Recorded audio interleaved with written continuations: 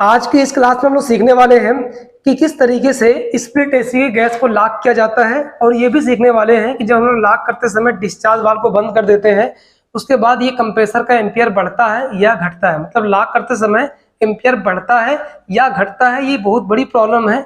और इस प्रॉब्लम को, ये डाउट है, इस डाउट को खत्म कर देंगे हम लोग अभी कुछ ही मिनट में। तो चलिए शुरू करते हैं। तो चलिए देखिए, यहाँ पे लॉक करने के लिए सबसे पहले क्या करना पड़ता है हमको। गैस लॉक क्यों करते हैं? लॉक इसलिए करते हैं कि जो हमारा इंडोर में गैस है, ये सारी की सारी गैस आउटडोर में आ जाए, जिससे कि हम ये पाइप जो हमारी इसको हटा करके हम कहीं पे भी हमें एसी शिफ्ट करनी हो, एसी कहीं दूसरी जगह लगानी हो, तो हम आसानी से एसी को लगा सके, फिर उसी गैस का यूज करके दोबारा ठंडक को प्राप्त कर सके, मतलब ठंडक ले सके। और अगर हम लॉक नहीं करते तो सारी गैस उड़ानी पड़ती, उसके बाद एसी को ले जाना पड़ता, ले जा लगाना पड़ता, जोड़ना पड़ता पाइप को, फिर उसके बाद उसमें दोबारा से गैस डालनी पड़ती, फिर जाके एसी ठंडा करते हैं। इसीलिए गैस को लॉक करते हैं ताकि गैस हमारी बची रहे, दूसरे जगह पे लगाने के बाद वहां पे भी वही गैस काम कर दे। तो चलिए शुरू करते हैं। तो सबसे पहली चीज ये है कि हम करेंगे एसी को ऑन, और यहाँ पे हमने यहाँ पे देख सकते हैं आप, हमने क्लैम मीटर को भी यहाँ पे लगा दी ताकि आपको क्लियर करा सकें कि जब ये लॉक होता है एसी की गैस, तो उस टाइम में एम्पियर ज्यादा रहता है कि कम रहता है। तो इसको स्टार्ट करते हैं एसी को हम लोग। यहाँ पे देख सकते हैं कि हमारी जो एसी है ये स्टार्ट हो चुकी है, और मैं आपको बता दूं कि यहाँ पे आप देख सकते हैं हमारा जो आउटडोर है ये भी स्टार्ट हो चुका है, और ये हमारा आउटडोर चल रहा है फर्स्ट क्लास। और यहाँ पे हमारा जो इंडोर है ये भी चल रहा है, यहाँ से हवा आ रही है हमारी। और यहाँ पे आप देख सकते हैं जो हमारी पतली वाली लाइन है, मतलब कि डिस्चार्ज लाइन, ये ठंडी हो रही है, मतलब उस पर थोड़ा आइस आ रही है, और ये अभी थोड़ा सा चल लेगा ना कुछ टाइम तक, तो ये आइस जो है ये खत्म हो जाएगी। तो मैं दिखा दूँ कि देखिए जो आइस हमारी धीरे धीरे खत्म हो चुकी है, लेकिन ठंडी अभी है, पाइप और ठंडी रहती रही है। और यहाँ पे एम्पियर जो हमारा ले रहा है, ये ले रहा है 4.5 एम्पियर।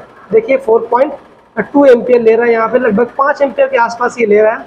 देखिए 5 एम्पियर ले रहा है, 5 एम्पियर के आसपास ये ले रहा है हमारा। ये जो एसी है 5 एम्पियर कह लीजिए ले रहा है।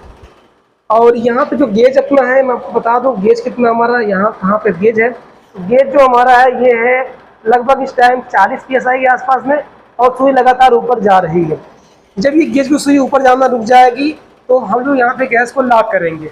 आपकी जानकारी के लिए एक चीज़ और मैं बता दूं कि जब एसी की गैस को लॉक किया जाता है तो सबसे पहला काम ये करते हैं, एसी को ऑन करते हैं और गेज मीटर को एसी में लगा देते हैं। उसके बाद लगभग 2-4-5 मिनट तक चलाया जाता है एसी को, ताकि गैस सही तरीके से घूम सके। तो ये एसी की गैस कैसे घूम रही है थोड़ा सा ध्यान दीजिए, उसके बाद ही आप इसमें गैस लॉक कर पाएंगे। तो देखिए जब एसी चालू होती है तो यहाँ पे डिस्चार्ज लाइन से गैस हमारी निकलती है और अंदर जाती है, और अंदर पूरे एवापोरेटर में जाती है, तो वहाँ पे वो ठंडा करती है, और जो हवा है यहाँ से टकरा के एवापोरेटर से ठंडी हवा निकलती रहती है। लास्ट में हमारी गैस वापस होती है इस मोटी लाइन के जरिए से, मतलब सक्शन लाइन के जरिए से, और ये गैस हमारी सीधा इस मोटे वाल मतलब कि सक्शन वाल के जरिए से अंदर चली जाती है, और गैस अंदर जाती है, फिर घूम करके हमारे ठंडे होकर फिर से इसमें आती है डिस्चार्ज वाल से, और इस तरीके से ये गैस हमारे घूमती रहती है और कूलिंग यहाँ पे होती रहती है। आप यहाँ पे देख सकते हैं जो हमारी गैस का जो यहाँ पे प्रेशर है ये लगभग 50 के ऊपर हो चुका है, 50 PSI से ऊपर जा चुका है, मतलब लगभग इसमें गैस पूरी है, और अभी थोड़ा थोड़ा ऊपर जा ही रहा है। तो कह लीजिए 55 PSI पे ये पहुंच चुका है हमारा प्रेशर, और ये 55 PSI, और इसका जो प्रेशर होता है स्टैंडिंग प्रेशर, रनिंग प्रेशर, ये R22 गैस का 60 से 70 PSI होता है। तो यहाँ पे लगभग ये 55 PSI को भी क्रॉस कर रही है। अभी कह लीजिए 60 PSI इसमें गैस है, और ये जो एम्पियर ये 5.5 एम्पियर के आसपास ये अभी ले रहा है।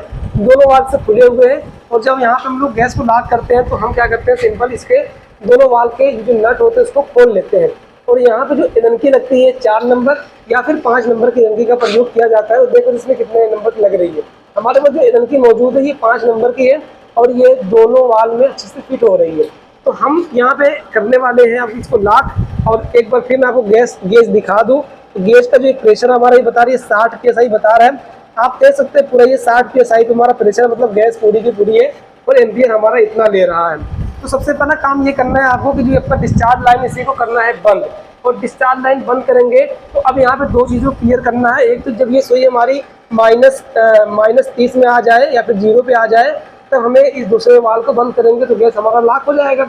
दूसरा ये एम्पियर भी देखना है, ये 6 एम्पियर 5 एम्पियर के आसपास ले रहा है, ये लॉक करने पे एम्पियर बढ़ता है या फिर घटता है? तो मैं कहता हूँ कि एम्पियर हमेशा घटता है लॉक करने पे। तो चलिए देख ही लेते हैं प्रैक्टिकली। तो सबसे पहले क्या करना है, यहाँ पे आपको डिस्चार्ज लाइन को इस तरीके से बंद करेंगे। तो यहाँ से गैस आगे बढ़ना बंद हो जाएगी, जिससे कि मतलब आगे गैस इंडोर में नहीं जाएगी, लेकिन आउट ये जो हमारा सक्शन वाल ये खुला हुआ है, तो इंडोर की सारी गैस को ये सक्शन वाल खींच करके आउटडोर में भर लेगा। इंडोर में जरा सा भी गैस नहीं रह जाएगी, गैस की सुई 0 पे आ जाएगी या माइनस में आ जाएगी, इसका मतलब गैस लॉक हो चुका है। जैसे गैस लॉक होगा तुरंत हम क्या करेंगे, सक्शन लाइन को भी बंद कर देंगे और साथ साथ में आपको एम्पियर भी दिखाता रहूँगा ताकि आपको क्लियर होता रहे। चलिए शुरू करते हैं, इसको हम लोग बंद करते हैं। इसको सीधा सीधा यहाँ पे देखिए हम डिस्चार्ज वाल्व को बंद कर रहे हैं। इस तरीके से डिस्चार्ज वाल्व को बंद किया जा रहा है और ये हो चुका है पूरी तरीके से बंद। और यहाँ पे आप देख सकते हैं जो हमारी गेट की सुई धीरे धीरे नीचे आ रही है, आप क्लियरली देख सकते हैं गेट की सुई धीरे धीरे नीचे आ रही है, 0 से भी नीचे चली जा चुकी है। इसका मतलब ये है कि गैस हमारी पूरी तरीके से लॉक हो चुकी है। इंडोर की सारी गैस आउटडोर में आ चुकी है। और एम्पियर में आपको दिखा दूं, थोड़ा ध्यान से देखिए, एम्पियर हमारा 2.7 के आसपास ले रहा है, मतलब कि 2.5 एम्पियर या 1 एम्पियर कह लीजिए ये आसपास में ले रहा है। 1.5 से 2 एम्पियर के आसपास में ये हमारा एम्पियर हो चुका है, जो कि 5 एम्पियर 6 एम्पियर ले रहा था। और जैसे हम डिस्चार्ज वाल्व को बंद किए, यहाँ पे एम्पियर हमारा एकदम ही कम हो गया। तो वाल्व जब हमारा बंद होगा डिस्चार्ज वाल्व, तो एम्पियर नहीं बढ़ेगा नहीं, हमेशा क्या होता है एम्पियर घटता ही, इसे आपको ध्यान रहे। और यहाँ पे देख सकते हैं सुई माइनस में आ चुकी है और हमारा ये आउटडोर पूरी तरीके से अभी चल रहा है और ये हमारी एसी चली रही है। और हम क्या करेंगे, तुरंत इसको जैसे ही 0 पे सुई हमारी आएगी वैसे ही सक्शन वाल्व को भी हम बंद करेंगे और अपनी पूरी एसी को ही बंद कर देंगे। तो चलिए जल्दी बंद करते हैं इसको, और जैसे ये बंद हो गया एसी को बंद कर देंगे, गैस सारी की सारी लॉक हो जाएगी। देखिए ये भी बंद हो चुका है। अब दोनों बंद होने के बाद देर नहीं करना है, तुरंत ही आपको क्या करना है, सप्लाई को बंद करना है। देख सकते हैं यहाँ पे जो हमारा एम्पियर है ये पूरी तरीके से खत्म हो चुका है, क्योंकि एसी हमारी बंद हो चुकी है और हमारी देखिए एसी बंद हो चुकी है और गैस भी आसानी से लॉक हो चुका है। और जो सबसे बड़ा डाउट था वो भी क्लियर हो चुका है। हम लोगों के माइंड में क्या चलता है कि जब कभी हम लोग डिस्चार्ज वाल्व को बंद कर देंगे तो ये एम्पियर क्या होगा, बढ़ने लगेगा, बट ऐसा नहीं है।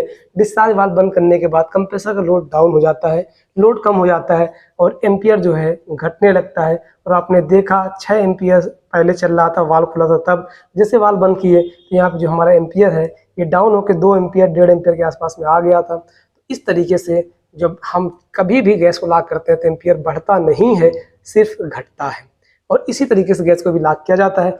आखिर ये क्यों घटता है, ये थोड़ा सा मैं आपको थ्योरेटिकली समझा दूं, जिससे कि आपको सही से समझ में आ जाएगा। तो अब यहाँ पे ध्यान से समझिए। तो ये बात ये है कि जब हमने यहाँ पे वाल्व को खुला रखा था, मतलब ये भी वाल्व खुला था और ये भी वाल्व खुला था, मतलब सक्शन वाल्व भी खुला था और डिस्चार्ज वाल्व भी खुला था, और ये कंप्रेसर जब हमारा चल रहा था, मतलब कि एसी हमारी चल रही थी, तो उस टाइम देखिए गैस पूरी तरीके से घूम रही थी अच्छी तरीके से और गैस इसके अंदर आ रही थी। फिर इसको पंप करना पड़ता था और पंप करके प्रेशर को बढ़ा करके, टेम्परेचर को बढ़ा करके आगे फेंकना रहता था, ठीक ना। तो इस तरीके से कंप्रेसर अपना काम कर रहा था, पंप कर रहा था कंप्रेसर गैस को अच्छी तरीके से। तो यहाँ पे इसका एम्पियर लगभग बता रहा था 6 एम्पियर के आसपास बता रहा था, 5-6 एम्पियर ले रहा था। क्यों ले रहा था, क्योंकि ये गैस को पंप कर रहा था, गैस को अच्छी तरीके से घुमा रहा था तब। लेकिन ये जब हमने यहाँ पे इसके डिस्चार्ज वाल्व को बंद कर दिया तो ये एम्पियर बढ़ने के बजाय क्यों घट गया, ये जानना है। ये थोड़ा सा माइंड में आने वाली चीज नहीं लग रही, लेकिन थोड़ा समझना है, मतलब ये आखिर क्यों ऐसा हो रहा है। माइंड तो कह रहा है कि जब वाल्व इसका बंद होगा, लाइन बंद हो जाएगी, तो ये इसका एम्पियर बढ़ने लगेगा, लेकिन ये रियल में हो क्या रहा है कि एम्पियर घट रहा है। आखिर ये क्या हो रहा है, क्यों ऐसा हो रहा है, देखिए ध्यान से। तो हमने क्या किया, इसकी जब इसको हमने ऑफ कर दिया, मतलब कि इसके डिस्चार्ज वाल्व को जब हमने ऑफ कर दिया, ये लाइन बंद हो गई। और लाइन बंद होने से क्या हो गया कि इसके अंदर से जो गैस इसमें यहाँ से खींच रहा है, मतलब जब हमने इसको बंद किया तो ये गैस को सक्शन लाइन खींच रहा है, लगातार कंप्रेसर चली रहा है, गैस को खींच रहा है, इंडोर की सारी गैस को खींच करके ये आउटडोर में भर दे रहा है। तो आउटडोर में जब इंडोर की सारी गैस आकर के आउटडोर में जब भरा जा रही है, तो इस केस में गैस इसके अंदर रही नहीं जा रही है, मतलब इसके अंदर सारी गैस खत्म हो जा रही है। तो इस केस में क्या हो रहा है कि सारी गैस जो हमारे आउटडोर में आके रुक चुकी है। अब गैस रुक जाने की वजह से और पीछे से गैस ना मिल पाने की वजह से कंप्रेसर पे जो लोड है, कंप्रेसर का जो लोड है, ये धीरे क्या हो जा रहा है, घट जा रहा है।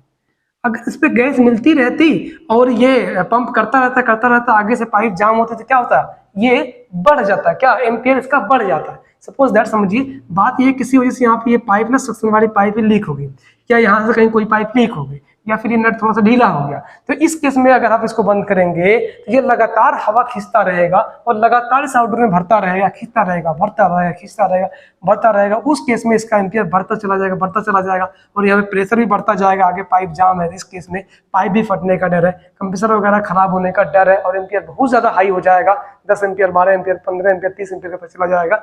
लेकिन जब यहाँ पे कोई लीकेज है ही नहीं, पीछे सारी पाइप जुड़ी हुई है, तो इस केस में ये गैस को पाएगा ही नहीं, तो खींचेगा कहाँ से। तो गैस को नहीं पाएगा इसके अंदर, तो खींचे कहाँ से, तो कुछ भी अंदर इसमें मौजूद नहीं है। इस वजह से जो कुछ मौजूद था उसको खींच करके, इंडोर की सारी गैसों को खींच करके आगे भर दिया था। अब कुछ भी इसके अंदर नहीं है, इसलिए कुछ खींच नहीं पा रहा है। जब कुछ खींच नहीं पा रहा है, इसको पंप करना नहीं पड़ रहा है, इस केस में ये अपना एम्पियर जो घटा ले रहा है, और ये एम्पियर अपना लगभग 1.5 एम्पियर या फिर 2 एम्पियर के आसपास में ये लेना शुरू कर दे रहा है, इसी रीजन की वजह से।